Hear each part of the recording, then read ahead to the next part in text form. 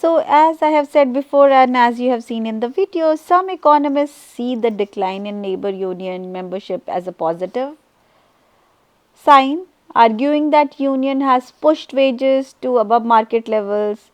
And according to this view, while unions are probably necessary to counter the excessive power of corporation, earlier they have become a source of market inefficiency now. While on the other hand, other economists and other social scientists see labor union as the necessary way for workers to bargain on an equal footing with management. And the decline of union is widely considered a contributing factor in the rise of economic inequality, especially in United States. And that can be seen in this graph, which reflects the union membership rates in different industrialized countries. So, union membership, if we look at this graph, union membership is 17% in Australia, 26% in United Kingdom. However, and so on and so forth, and the union membership rates in United States is really on the lowest side.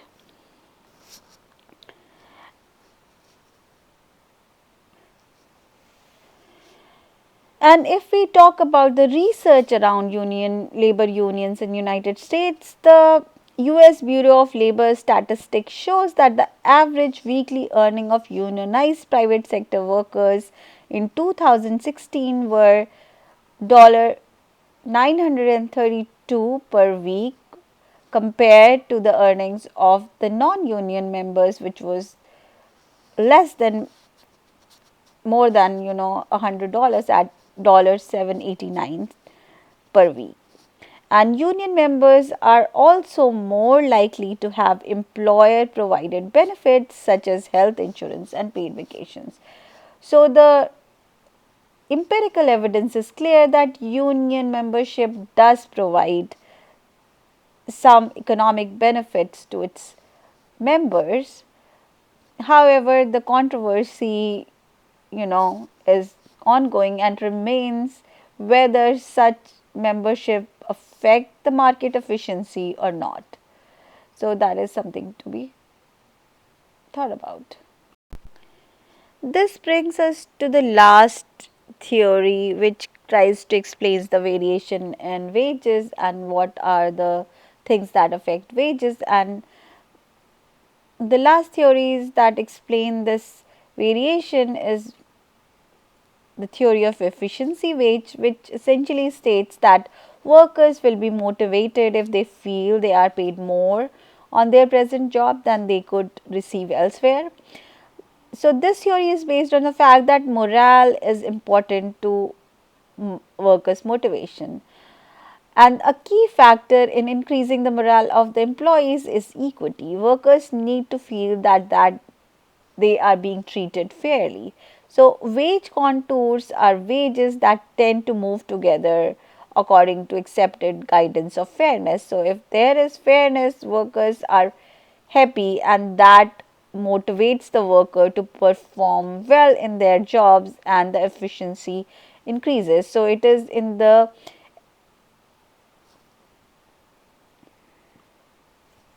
benefit of the employers that they provide fair wages to increase efficiency for the employer.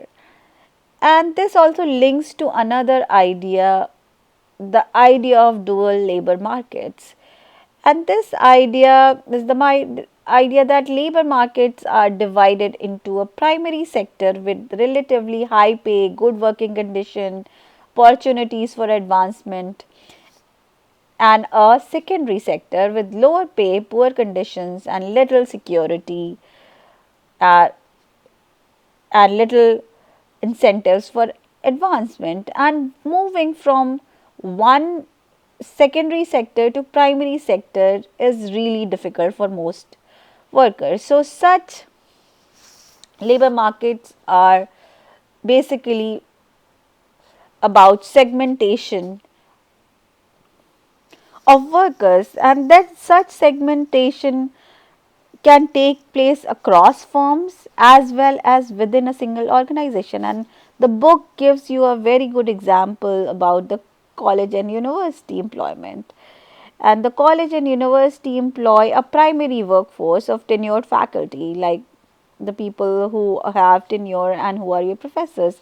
But they also employ a secondary workforce of lecturers, adjunct professors, and research associate who have low pay. They have very little opportunities of advancement and very limited benefits.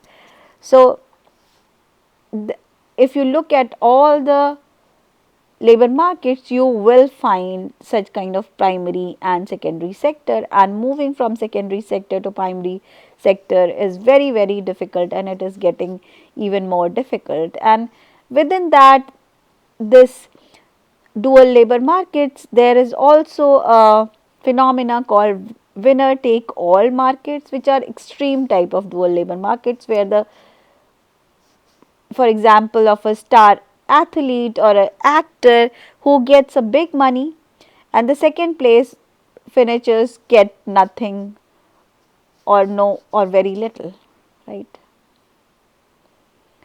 So this kind of brings us to an end to our discussion on the variation in wages and the explanation for such variation.